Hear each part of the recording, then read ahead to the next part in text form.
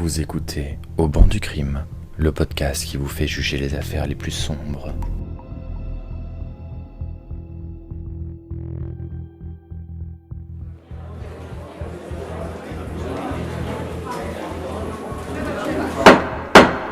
L'audience est ouverte. Mesdames et messieurs, installez-vous sur le banc du crime. Mesdames et messieurs les jurés, nous commençons aujourd'hui l'examen d'une affaire qui a bouleversé l'Australie et marqué durablement la mémoire collective, celle d'Ivan Milat, le tristement célèbre Backpack Murder. Avant d'en venir aux découvertes macabres et au procès, il est indispensable de revenir à la première période de ce dossier, celle où tout n'était encore qu'incertitude, angoisse et silence. Les disparitions mystérieuses. À la fin des années 1980 et au début des années 1990, l'Australie est une destination phare pour les jeunes voyageurs du monde entier. Les visas vacances-travail permettent de parcourir le pays, de travailler dans des fermes ou des bars et de financer un périple à travers l'outback et les grandes villes. Le stop est une pratique commune, considérée comme économique et conviviale. Monter dans la voiture d'un inconnu n'effraie pas, cela fait partie de l'expérience. Mais cette habitude allait se transformer en terrain de chasse pour un tueur. Entre 1989 et 1993, 7 jeunes voyageurs disparaissent. 2 Britanniques, Caroline Clark et Johan Walters. 2 Allemands, Anja Abschild et Gabor Nudgebauer, suivent le même destin. Enfin, 3 Australiens, Deborah Everest, James Gibson et Simon Schmidt, disparaissent eux aussi sans laisser de traces. 7 destins brisés, liés par la route et par l'ombre qui les attendait. Au début, les autorités locales ne s'alarment pas. Les disparitions de voyageurs sont monnaie courante. Retard de communication, envie de prolonger le séjour, changement de plans imprévus. Les familles, elles, sentent que quelque chose cloche. Leurs enfants ne sont pas du genre à disparaître sans prévenir. Une carte postale manquante, un billet d'avion non utilisé, un appel qui ne vient pas suffisent à déclencher leur inquiétude. Elles saisissent les ambassades qui transmettent aux polices locales. Les réponses sont bureaucratiques. Recherche en cours. Localisation inconnue. Mesdames et messieurs les jurés, imaginez le désarroi. Une mère téléphone chaque jour à une ambassade, implorant des nouvelles. Un père garde près de lui les dernières lettres de son fils, relisant chaque mot comme s'il contenait une énigme.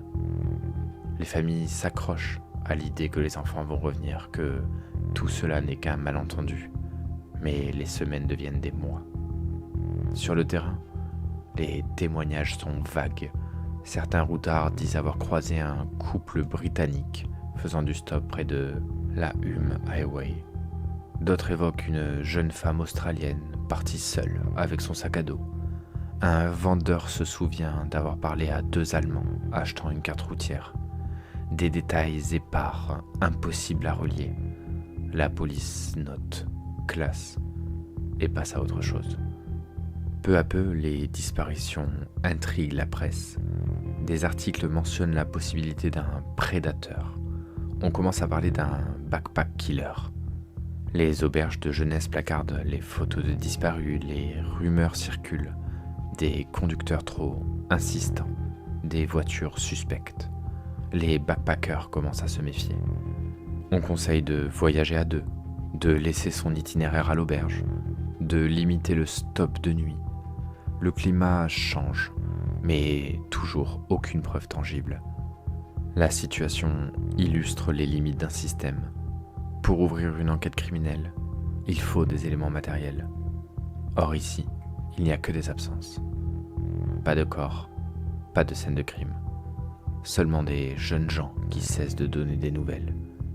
Pour les autorités, rien ne permet d'affirmer qu'il s'agit de meurtre. Pour les familles, c'est l'évidence. Ce décalage explique pourquoi l'affaire a mis si longtemps à éclater. Dans les auberges, on raconte à voix basse que Certains voyageurs ont refusé des trajets qui semblaient étranges. Un chauffeur proposait de quitter la route principale, un autre insistait pour rouler de nuit, en pleine campagne. Ces anecdotes ne sont pas vérifiées mais contribuent à créer une atmosphère d'inquiétude. Les voyageurs affichent désormais leur projet de route sur des panneaux afin de laisser une trace. Mais malgré ces précautions, le danger reste invisible et incontrôlable. Mesdames et messieurs les jurés, ce qui rend cette étape particulièrement glaçante, c'est qu'elle révèle l'efficacité de l'anonymat du prédateur. Chaque disparition est noyée dans la masse des voyageurs. Le flux constant d'arrivée et de départ rend difficile la détection d'un motif. Étant qu'aucun corps n'est retrouvé, les autorités ne considèrent pas le dossier comme prioritaire. Les familles se battent. Certaines organisent des collectes pour financer des recherches privées. D'autres envoient des lettres aux journaux pour alerter l'opinion. Elles s'entraident, partageant leur espoir et leur désespoir. Leur douleur commune les rapproche, mais elle ne suffit pas à accélérer les procédures. Pendant ce temps, le tueur continue de circuler. La Hume Highway et les routes secondaires deviennent son terrain de chasse. L'immensité du territoire australien lui offre un écran idéal. Chaque forêt, chaque fossé, chaque sentier est une cage potentielle. Les policiers eux-mêmes reconnaissent qu'il est impossible de surveiller un espace si vaste. Peu à peu, un faisceau d'indices commence pourtant à se dessiner. Les profils des disparus se ressemblent. Jeunes, souvent étrangers, en stop, vulnérables. Les disparitions se concentrent dans un même secteur géographique. Les enquêteurs les plus attentifs comprennent qu'il ne s'agit pas de coïncidence. Mais, sans preuve matérielle, leur hypothèse reste lettre morte. Mesdames et messieurs les jurés, vous voyez combien l'absence de certitude peut paralyser une enquête. Ce vide, c'est l'espace dans lequel la violence s'épanouit. Et c'est aussi ce vide qui donne à la suite de cette affaire toute sa force dramatique. Car, lorsque les premiers corps seront découverts, le pays entier basculera brutalement de l'incertitude à l'horreur. Ces disparitions sont donc le prélude, un prélude inquiétant, étouffé par les lenteurs administratives et l'immensité du territoire. Un prélude qui, rétrospectivement, montre à quel point l'alerte aurait dû être donnée plus tôt. Car lorsque la vérité éclatera, l'opinion publique comprendra brutalement ce que les familles savaient déjà depuis longtemps. Ces jeunes ne s'étaient pas perdus. Ils avaient été pris. Dans l'acte 2, nous examinerons la découverte des premiers corps dans la forêt. Ce sera le moment où les soupçons se transformeront en certitude et où l'Australie découvre qu'elle abrite un tueur en série d'une cruauté rare.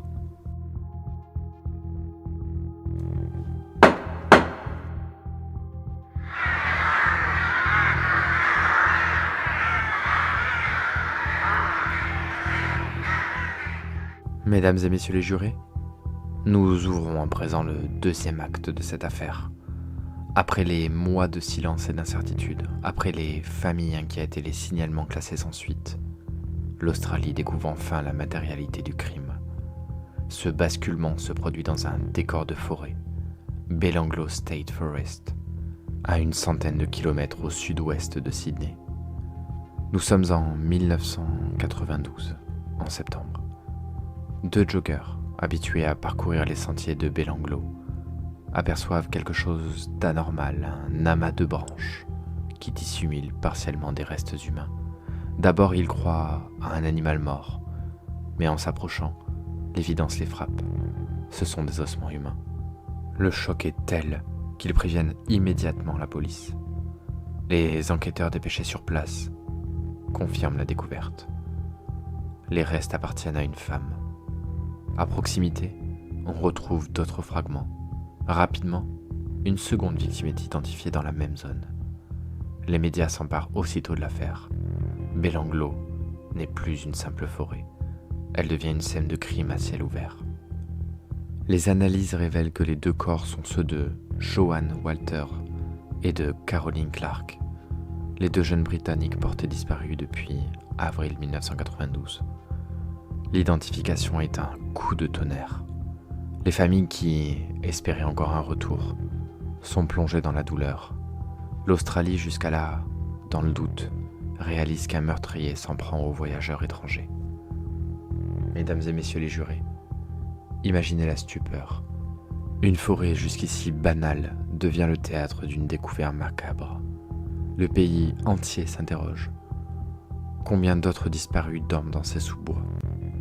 La peur se diffuse, d'autant plus que les détails de la scène de crime laissent entrevoir une cruauté hors du commun. Les autopsies révèlent que Joanne Walters a été poignardée à plusieurs reprises, avec des blessures à la poitrine et au dos. Caroline Clark, elle, a reçu 10 balles dans la tête. Les 2 jeunes femmes ont été ligotées. Les positions des corps indiquent qu'elles ont été immobilisées et vraisemblablement torturées avant leur mise à mort. Le tueur n'a pas simplement tué, il a infligé une souffrance prolongée. Les enquêteurs élargissent les recherches dans Belanglo-la-Forêt, vaste de plusieurs milliers d'hectares.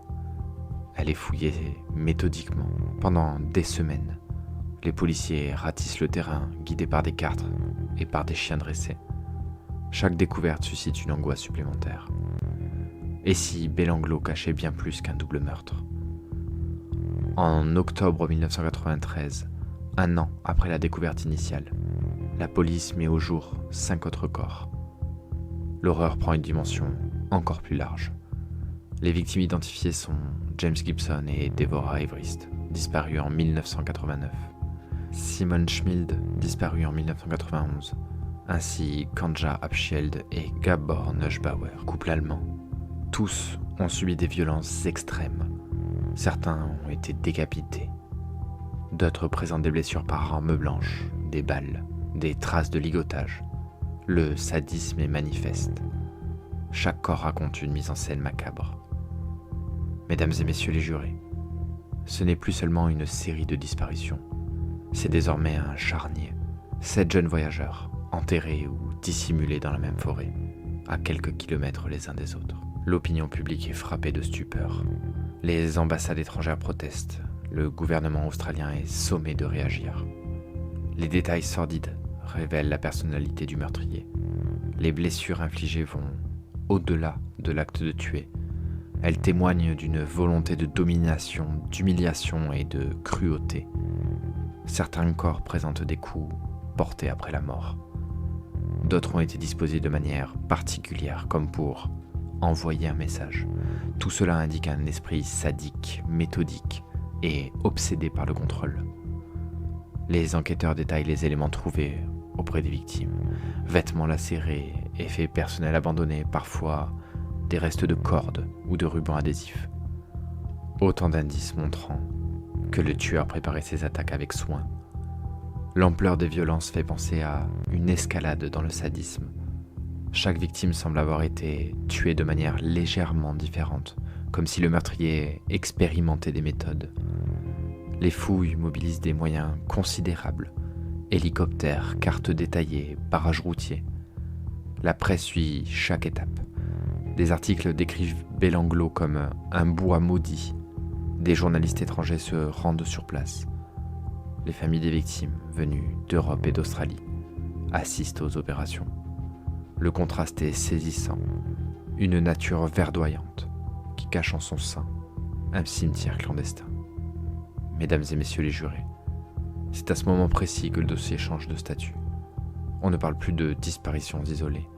On parle d'un tueur en série, d'un prédateur qui opère en toute impunité depuis des années. L'Australie, pays souvent associé au grand espace et à la liberté du voyage, devient le théâtre d'une chasse humaine d'une brutalité effroyable. Les réactions internationales sont immédiates. Les familles britanniques et allemandes exigent des explications.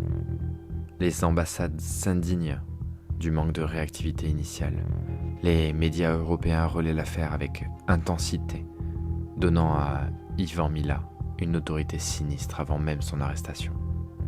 Le gouvernement australien promet de renforcer la sécurité et de consacrer des ressources exceptionnelles à l'enquête. Dans les jours qui suivent, Les autorités reçoivent une avalanche d'appels de familles inquiètes. Chaque disparition passée, chaque silence prolongé d'un voyageur devient suspect. Les enquêteurs doivent trier, vérifier et tenter de rassurer. Mais l'idée s'impose. Belanglo pourrait n'être qu'un début. La presse compare l'affaire aux grands tueurs en série internationaux. Certains parlent de Jack l'Éventreur l'Australien. Les comparaisons traduisent l'angoisse et le besoin de donner un nom à l'horreur. Mais au-delà du sensationnalisme, l'enquête progresse. Les corps, les blessures, les balles, les cordes, autant d'éléments matériels qui permettront un jour de remonter jusqu'au coupable. Mesdames et messieurs les jurés, comprenez que chaque découverte dans Belanglo était une victoire pour l'enquête, mais un supplice pour les familles. Chaque confirmation d'identité était un deuil brutal, le passage du doute à la certitude. Ces familles, qui espéraient encore un miracle, recevaient la pire des nouvelles. Leur douleur s'ajoute à la responsabilité que nous portons aujourd'hui en retraçant ces faits. Ce deuxième acte s'achève sur une constatation glaçante. Les disparitions mystérieuses étaient bien les prémices d'une série criminelle. Belanglo a livré sa vérité, une vérité insoutenable. 7 jeunes vies fauchées, mutilées, effacées dans l'anonymat d'une forêt. Dans l'acte 3, nous examinerons le mode opératoire du tueur. Nous verrons comment il choisissait ses proies, comment il les piégeait, et comment son sadisme s'exprimait à travers des mises en scène macabres.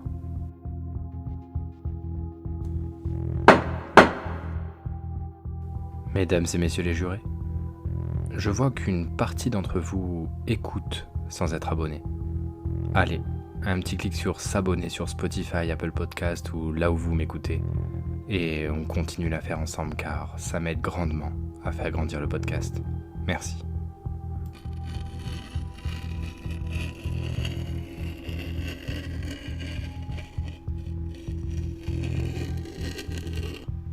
Mesdames et messieurs les jurés, nous arrivons à présent à l'acte 3 de ce projet fictif, le mode opératoire. Car pour comprendre l'ampleur de l'affaire d'Ivan Mila, il ne suffit pas d'énumérer les victimes retrouvées dans le Belanglo. Il faut décortiquer la manière dont cet homme choisissait ses proies, les piégeait et comment son sadisme s'exprimait. Les éléments rassemblés par les enquêteurs et les expertises médico-légales nous permettent de reconstituer un scénario récurrent. Mila ciblait des jeunes voyageurs isolés, le plus souvent en stop. Les disparus ont tous été vus pour la dernière fois sur des axes routiers fréquentés par les routards, notamment la Hume Highway, reliant Sydney à Melbourne. Il utilisait un véhicule solide, capable d'inspirer confiance, et s'arrêtait pour proposer un trajet. Les victimes montaient, convaincus de partager une portion de route avec un conducteur ordinaire. Ce geste banal, lever le pouce sur le bord d'une route, devenait pour lui une porte d'entrée vers le crime. Une fois les victimes à bord, plusieurs indices suggèrent qu'il les menait à l'écart des routes principales, vers des pistes isolées conduisant à la forêt de Belanglo. Le terrain, lui, était familier. Il y avait déjà chassé et campé. Il connaissait les chemins secondaires et savait comment faire disparaître sans attirer l'attention. Les victimes, confiantes, réalisaient trop tard qu'elles s'éloignaient de leur itinéraire prévu. Mesdames et messieurs les jurés, imaginez l'instant où un voyageur réalise que la voiture bifurque, quitte la route principale. Les arbres se resserrent, la lumière baisse et la peur s'installe. Mais à ce stade, il est trop tard. Mila était armé, équipé de couteaux, de cordes, parfois d'un fusil. La menace suffisait à neutraliser toute résistance. Les expertises des corps retrouvés confirment ce schéma. Plusieurs victimes présentaient des traces de ligotage aux poignets et aux chevilles. D'autres portaient des blessures de défense, preuve qu'elles avaient tenté de se libérer. Certaines ont été contraintes de se déshabiller, ce qui ajoute une autre dimension ou de domination au crime. Le tueur infligeait des coups de couteau, des balles, parfois des décapitations. Les méthodes variaient, mais un fil rouge subsistait. l'humiliation et la cruauté avant la mise à mort. Les enquêteurs soulignent un détail important. Chaque crime semble avoir été commis avec un mélange de méthodes et d'expérimentation. Un couple a été abattu par balle. Une autre victime a été poignardée de manière répétitive. Un homme a été décapité. Ce n'était pas un rituel figé, mais une volonté d'exercer une toute-puissance. Mila a testé ses limites, comme si chaque meurtre lui permettrait d'aller plus loin dans la barbarie. Les scènes de crime révèlent aussi une mise en scène macabre. Certains corps ont été disposés face contre terre, d'autres recouverts sommairement par des branchages. Il n'y a pas de camouflage élaboré, comme si Mila voulait qu'on les retrouve un jour, mais pas tout de suite. Ce délai entre le crime et la découverte lui suffisait à continuer sa chasse sans être inquiété. Les médecins légistes décrivent des blessures infligées après la mort. Ce détail est crucial. Il montre un besoin de prolonger le contrôle même quand la victime n'était plus en vie. Ce sadisme est caractéristique des tueurs qui ne se contentent pas d'éliminer, mais qui tirent une jouissance de la souffrance infligée. Mesdames et messieurs les jurés, vous devez comprendre ici que le mode opératoire n'était pas seulement un procédé criminel, c'était une mise en scène de domination totale. Les victimes étaient d'abord séduites par une promesse d'aide, puis privées de liberté, avant de subir des violences graduelles qui traduisent un plaisir malsain. C'est ce contraste entre la confiance initiale et la cruauté finale qui rend ces crimes si effroyables. Les enquêteurs ont aussi constaté que certains objets personnels avaient été emportés. Des vêtements, des effets de voyage, des souvenirs appartenant aux victimes furent retrouvés plus tard dans la maison de Mila. Ces trophées sont fréquents chez les tueurs en série. Ils permettent de revivre le crime après coup, de conserver une trace de la victime comme preuve de possession. Chez Mila, cette accumulation d'objets renforçait l'image d'un homme qui se voyait comme un chasseur. La comparaison entre la chasse est d'ailleurs omniprésente. Ivan Mila était passionné par les armes à feu, possédait plusieurs fusils et connaissait les techniques de tir. Les blessures par balle retrouvées sur Caroline Clark démontrent une précision et une froideur quasi professionnelles. De même, les coups de couteau répétés sur d'autres victimes évoquent une violence contrôlée, où l'agresseur exerçait sa force sans se précipiter. Tout indique une planification minutieuse et une habitude de maniement des armes. Les enquêteurs, en analysant les déplacements et les objets retrouvés, ont conclu que Mila agissait seule. Rien ne prouve l'existence d'un complice. Le contrôle absolu faisait partie de son mode opératoire.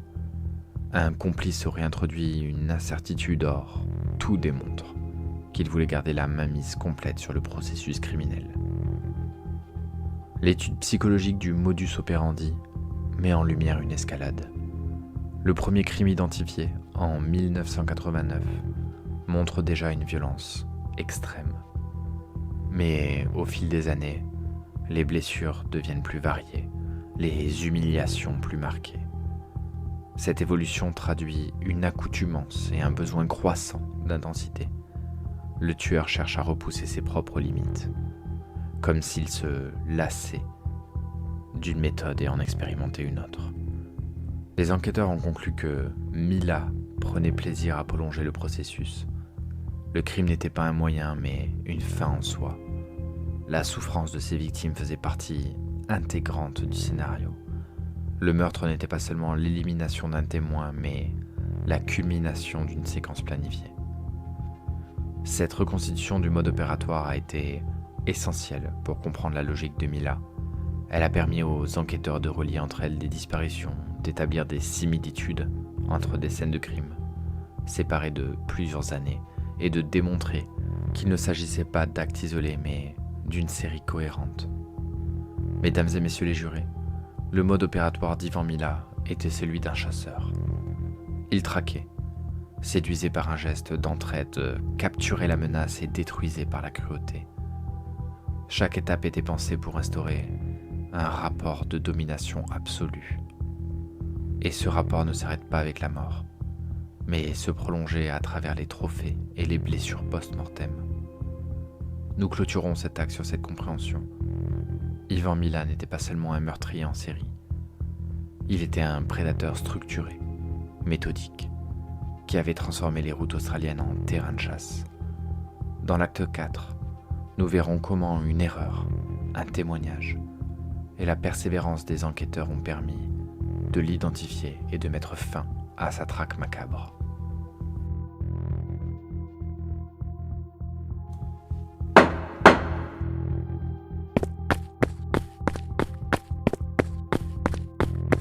Mesdames et messieurs les jurés, nous ouvrons à présent l'acte 4, l'erreur du chasseur. Jusqu'ici, Ivan Mila avait chassé en toute impunité.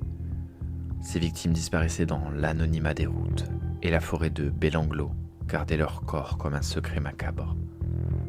Mais en 1990, un détail survient. Un homme parvient à échapper à son emprise. Cet homme s'appelle Paul Onions. Originaire de Grande-Bretagne, Paul est un routard qui, comme tant d'autres, parcourt l'Australie avec son sac à dos. Le 25 janvier 1990, il fait du stop près de Casula, au sud-ouest de Sydney. Une voiture s'arrête. Le conducteur se présente sous le nom de Bill. Il paraît sympathique, engage la conversation et propose de l'amener vers le sud. Paul accepte. Tout semble normal au départ, mais au fil du trajet, le comportement de Bill change. Il devient nerveux, son ton se fait plus sec. À un moment, il s'arrête en prétextant vouloir récupérer des câbles dans le coffre. Il revient avec un revolver et tente de menotter Paul. Celui-ci, pris de panique, parvient à s'enfuir en courant le long de la route. Sous les balles tirées derrière lui, un automobiliste s'arrête et le prend à bord, le sauvant d'une mort certaine. Paul dépose plainte. Il décrit son agresseur, son accent, son comportement et l'endroit de l'attaque. Mais à l'époque, son témoignage est classé sans suite. Les autorités ne disposent pas encore du lien avec les disparitions et ne prennent pas la mesure du danger.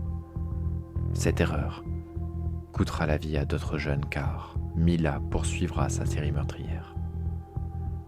Mesdames et messieurs les jurés, imaginez le poids de ce détail. Un survivant avait déjà décrit le prédateur, son arme, sa tentative d'enlèvement. Si son témoignage avait été exploité à temps, certaines victimes auraient pu être épargnées. Mais le système n'a pas su voir, et le chasseur a continué sa traque. Lorsque les corps sont retrouvés dans Belanglo en 1992 et 1993, l'affaire prend une dimension nationale. La police décide de reprendre tous les témoignages passés, de voyageurs agressés ou menacés, et parmi eux, réapparaît le nom de Paul. Son récit, désormais replacé dans le contexte, devient capital. En 1994, Paul Onions est contacté par les enquêteurs australiens. Il raconte à nouveau son agression, avec les mêmes détails qu'en 1990. Il décrit l'homme, sa voiture, son accent et les menottes. Les policiers, cette fois, prennent son témoignage très au sérieux. En recoupant avec d'autres éléments, ils orientent leurs soupçons vers un homme de la région, Ivan Mila. Mila correspond au profil. Employé de la voirie, habitué aux longues distances, il possède plusieurs armes à feu et il connaît parfaitement la zone de Belanglo. Il a déjà eu à faire la justice par le passé pour possession d'armes et agression. Les enquêteurs découvrent qu'il a un casier chargé, mais qu'il a toujours échappé à de lourdes condamnations. Mesdames et messieurs les jurés, à ce moment, l'enquête change de rythme. La police australienne met en place une surveillance étroite. Les déplacements de Mila sont suivis, ses communications écoutées, ses proches interrogés. Peu à peu, un faisceau de preuves s'accumule. Il possède une arme correspondant aux balles retrouvées. Il a en sa possession des biens appartenant à certaines victimes et plusieurs témoins le placent dans la zone. En mai 1994, une opération de grande ampleur est lancée. À l'aube, les forces de police interviennent simultanément dans plusieurs domiciles liés à la famille Mila. Chez Ivan, elles découvrent un arsenal. Armes à feu, couteaux, munitions. Surtout, elles retrouvent des objets identifiés comme appartenant aux victimes. Sac à dos, vêtements, appareils photo. Chaque découverte rapproche la police de la certitude. Parmi ces preuves matérielles figure un appareil photo et un sac de couchage reconnu par les familles Clark et Walters. D'autres biens, comme des vêtements et un canif, appartenaient à Anja et Gabor. Cette accumulation d'objets personnels constitue une signature implacable. Le tueur a conservé des trophées de ses crimes. Les enquêteurs notent aussi que Mila avait modifié son domicile pour y stocker armes et équipements. Son garage contenait plusieurs fusils semi-automatiques, interdits, sans permis spécifique. Des munitions correspondaient exactement à celles retrouvées dans les corps. Ces concordances balistiques achèvent de convaincre les enquêteurs qu'ils tiennent leur homme. Mesdames et messieurs les jurés, imaginez la scène de l'arrestation le 22 mai 1994. Un homme de 49 ans, réveillé à l'aube, entouré d'unités spéciales armées. Il est menotté sous les yeux de ses voisins, qui découvrent avec stupeur que l'homme discret d'à côté est le plus grand tueur en série du pays. Les médias filment, les photographes mitraillent, et le nom d'Ivan Mila entre dans l'histoire criminelle. À ce moment, l'Australie retient son souffle. Le backpacker murderer a un visage. Les familles des victimes pleurent de soulagement et de douleur mêlées. Les diplomaties britanniques et allemandes saluent l'arrestation, tout en rappelant le prix payé. Cette vie brisée. La presse, elle, transforme immédiatement Mila en figure de cauchemar. Les unes de journaux titrent sur le monstre de Belanglo. Les reportages détaillent les objets retrouvés, la minutie de la filature et l'importance du témoignage de Paul. Ce survivant devient un héros involontaire, celui dont la voix a finalement brisé l'impunité du chasseur. Mesdames et messieurs les jurés, l'enseignement de cet acte est clair. Ivan Mila s'est cru intouchable, mais il a commis une erreur fatale. Laisser échapper un témoin vivant. Cet homme, Paul, persévérant malgré l'oubli administratif, a permis d'apporter la pièce manquante au puzzle. Sans lui, peut-être que Mila aurait continué des années encore. Ce quatrième acte illustre la bascule entre l'ombre et la lumière. Pendant des années, Mila a agi dans l'ombre des forêts australiennes. En mai 1994, la lumière de la justice l'atteint enfin.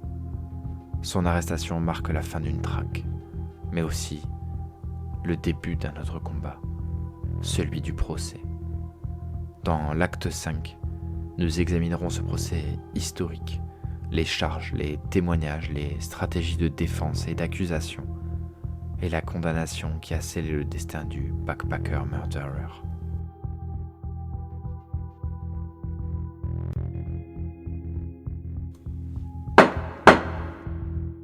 Mesdames et messieurs les jurés, nous entrons dans l'acte 5, le procès et la condamnation d'Ivan Mila. Après des années de peur et d'incertitude, après la découverte des corps dans Belanglo et l'arrestation du suspect, vient enfin le moment où la justice doit rendre son verdict. Ce procès, ouvert en mars 1996 à Sydney, restera l'un des plus marquants de l'histoire criminelle australienne. Le décor judiciaire est solennel. Dans le box des accusés, un homme de 51 ans, calme, vêtu sobrement. Autour de lui, un arsenal de preuves accumulées par des mois d'enquête. Face à lui, des familles endeuillées, venues d'Europe et d'Australie, qui attendent depuis des années une réponse à leur douleur. Le monde entier observe. Les médias britanniques et allemands couvrent chaque audience, tandis que la presse australienne multiplie les unes sur le procès du siècle. Les charges sont lourdes. 7 meurtres, tous commis entre 1989 et 1992. Chaque accusation est présentée avec minutie. Les procureurs détaillent l'identité des victimes. Caroline Clark, Joanne Walters, James Gibson, Deborah Everest, Simon Schmild, Adja Absteek et Gabor Neugbauer. Chacun de ces noms devient une pièce du réquisitoire. Chacun de ces destins brisés doit trouver justice dans ce tribunal. Les procureurs exposent les preuves matérielles retrouvées lors des perquisitions au domicile de Mila, un appareil photo appartenant à Caroline, un sac de couchage identifié par la famille Walters, des vêtements portés par Gabor, des munitions identiques à celles retrouvées dans les corps. Autant de preuves tangibles reliant directement l'accusé aux victimes. Les enquêteurs expliquent aussi les concordances balistiques établies grâce aux armes saisies, chaque balle retrouvée dans les cadavres correspondant à une arme détenue par Mila. Mesdames et messieurs les jurés, comprenez la force de ce faisceau.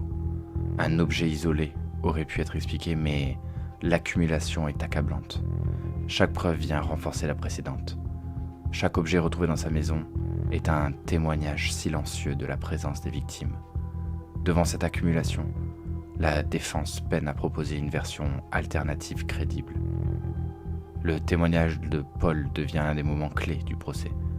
Ce routard britannique rescapé d'une agression en 1990 décrit à la barre le jour où Mila, sous le nom de Bill, a tenté de l'attacher et de le menacer avec une arme. Sa fuite miraculeuse et son récit précis corroborent parfaitement le mode opératoire décrit par les enquêteurs. Il devient la voix des victimes qui n'ont pas survécu. Sa présence au tribunal bouleverse l'audience. Un témoin vivant, capable de dire à quoi ressemblait le chasseur. Les familles, elles aussi prennent la parole. Des parents britanniques décrivent l'attente interminable de nouvelles, puis l'annonce brutale de la découverte des corps. Un père allemand raconte les nuits blanches passées à espérer un appel. Ces témoignages rappellent que derrière les preuves matérielles, il y a des vies anéanties et des blessures qui ne guériront jamais. La défense, de son côté, tente une stratégie risquée. Mila clame son innocence. Il affirme qu'il est victime d'un complot, que la police a fabriqué des preuves. Ses avocats soulignent qu'aucun témoin direct ne l'a vu tuer, qu'aucun ADN n'a été formellement identifié sur les corps. Il insiste sur le caractère circonstanciel de certaines preuves.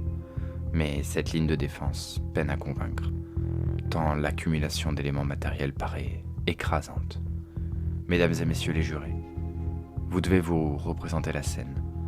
Un homme nie avec aplomb, malgré les dizaines d'objets personnels retrouvés dans son garage. Il accuse les enquêteurs de corruption, mais à mesure que les témoignages s'enchaînent, son isolement devient visible. Même certains de ses proches reconnaissent qu'il soupçonnait son comportement étrange. Le vernis se craquelle. Le procès dure 15 semaines. 15 semaines durant laquelle l'accusation déroule méthodiquement son dossier. Les témoins défilent, les experts médico-légaux décrivent les blessures, les policiers détaillent les fouilles. Les jurés confrontés à ces récits découvrent l'ampleur du sadisme. Les photos des corps, bien que présentées avec retenue, révèlent l'atrocité des meurtres. Chaque image rappelle la cruauté froide du prédateur. Les médias, eux, chaque jour, retransmettent les débats. Les familles des victimes deviennent des visages connus en Australie. Le public suit avec passion, oscillant entre fascination et horreur. Certains journaux comparent Mila à d'autres tueurs en série célèbres, tandis que d'autres insistent sur la nécessité de comprendre comment il avait pu agir si longtemps sans être arrêté. Mesdames et messieurs les jurés, le rôle qui vous incombe dans un tel procès est lourd. Vous devez distinguer entre la douleur, l'émotion et les faits. Vous devez écouter la défense, même lorsqu'elle semble fragile. Mais vous devez aussi mesurer la cohérence implacable de l'accusation. C'est à vous que revient la tâche de dire si, oui ou non, Ivan Mila est coupable. Le 27 juillet 1996, le verdict tombe. Après des délibérations, le jury déclare Ivan Mila coupable de 7 meurtres. La sentence est prononcée. 7 peines de prison à perpétuité, sans possibilité de libération conditionnelle. C'est la peine la plus lourde prévue par le droit australien. Le juge souligne la cruauté extrême des crimes, l'absence de remords et la nécessité de protéger la société d'un tel individu. Dans la salle, les familles pleurent. Certaines expriment leur soulagement, d'autres disent que rien ne pourra jamais réparer la perte. Mila, lui, reste impassible. Il ne reconnaît pas sa culpabilité et maintiendra jusqu'à sa mort qu'il est victime d'un complot. Mais pour la justice australienne, l'affaire est close. L'un des plus grands tueurs en série du pays ne reverra jamais la liberté.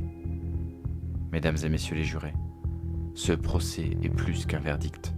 Il est un symbole, le symbole d'une justice qui, malgré ses lenteurs initiales, finit par rattraper le chasseur. Le symbole aussi de la fragilité de la confiance. Ces jeunes avaient levé le pouce en quête d'un peu d'aide. Ils ont trouvé la mort. Et il nous appartient de rappeler leur nom, de faire en sorte que leur histoire ne disparaisse pas dans l'oubli. Cet acte 5 s'achève sur une certitude. Ivan Mila a été jugé et condamné. Mais au-delà du verdict, son procès laisse une question à laquelle nous reviendrons dans l'acte 6. Comment le cinéma, à travers Wolf Creek, a transformé cette tragédie réelle en film d'horreur. Et ce que cela dit de notre rapport collectif aux crimes les plus monstrueux.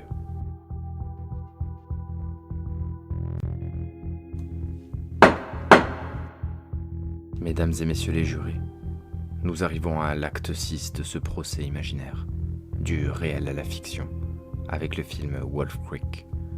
Après avoir examiné les faits, les disparitions, les découvertes macabres, le mode opératoire, l'arrestation et le procès, il est temps de considérer une autre dimension de l'affaire, son passage dans la culture populaire et son adaptation à l'écran.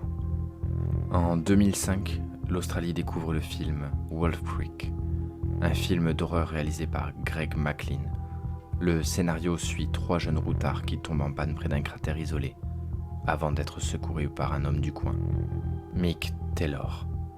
Derrière l'apparente gentillesse du sauveur se cache un prédateur sadique qui les séquestre, les torture et les chasse dans la Outback. Dès sa sortie, le film suscite un malaise profond. Son inspiration vient clairement de l'affaire Ivan Mila, même si la production ne cite pas explicitement son nom. Mesdames et messieurs les jurés, la première question est la suivante. Qu'est-ce qui fait qu'une affaire criminelle réelle bascule dans la fiction ? Pourquoi transformer la douleur de famille et la cruauté d'un tueur en matériau cinématographique ?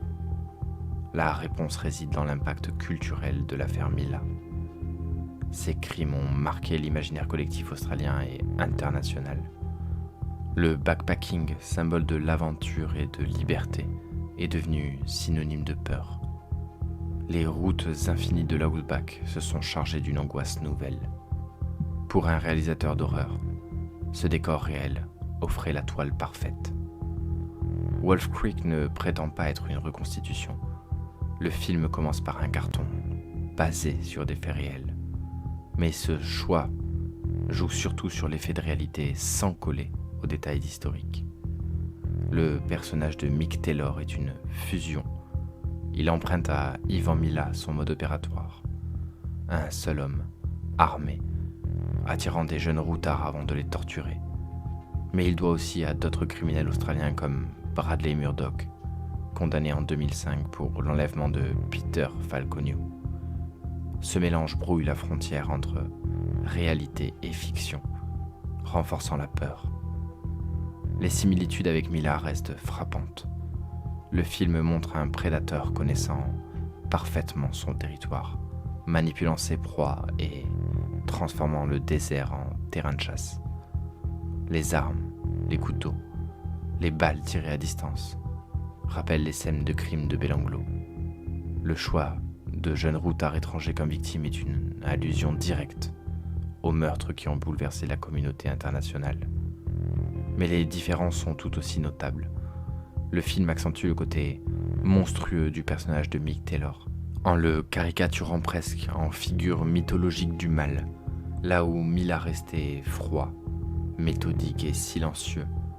Taylor est bavard, ricanant, presque caricatural. Cette exagération dramatique permet au spectateur de mettre une distance entre la fiction et la réalité, mais elle entretient malgré tout le lien avec l'histoire vraie. Mesdames et messieurs les jurés, cette utilisation d'une tragédie réelle dans une œuvre de fiction interroge. Est-ce une manière de rappeler la mémoire des victimes ou une exploitation commerciale de leur douleur ? Les familles des victimes de Mila ont exprimé leur malaise. Voir les crimes de leurs enfants transformés en divertissement horrifique leur semblait indécent. Pour elles, ces films risquaient de banaliser l'horreur vécue. Du côté du public, la réception fut contrastée. Certains saluèrent la puissance du film, son atmosphère suffocante et son réalisme cru. D'autres dénoncèrent une œuvre complaisante, qui jouait trop sur la souffrance des victimes pour provoquer le frisson. Le débat rejoignait une question plus large. Où placer la limite entre mémoire et exploitation ? Wolf Creek a cependant eu un impact culturel considérable. Il est devenu l'un des films d'horreur australiens les plus connus à l'international. Il a même donné lieu à une suite, Wolf Creek 2, en 2013 et Wolf Creek 3, et même une série télévisée diffusée en 2016. À chaque fois, le personnage de Mick Taylor revenait, hantant l'outback australien comme un spectre inspiré de Mila. Cette popularité a renforcé le lien entre la réalité et la fiction, au point que, pour beaucoup, le nom de Mila est désormais associé à l'univers de Wolf Creek. Mesdames et messieurs les jurés, il vous revient de mesurer ce que signifie cette transposition. Souhaite-t-on effrayer, divertir ou rappeler ? Souhaite-t-on comprendre le fonctionnement d'un prédateur ou simplement frissonner dans le noir d'une salle de cinéma ? Chaque spectateur apporte sa réponse, mais la mémoire des victimes exige que nous gardions en tête le socle réel de ce récit.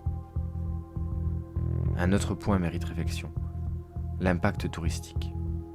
Après Wolf Creek, le cratère du même nom est devenu une attraction. Des voyageurs s'y rendent pour revivre l'ambiance du film. Cette curiosité macabre illustre la fascination pour les lieux liés au crime ou à la représentation. Certains guides touristiques en ont même profité, proposant des circuits autour des routes de l'outback.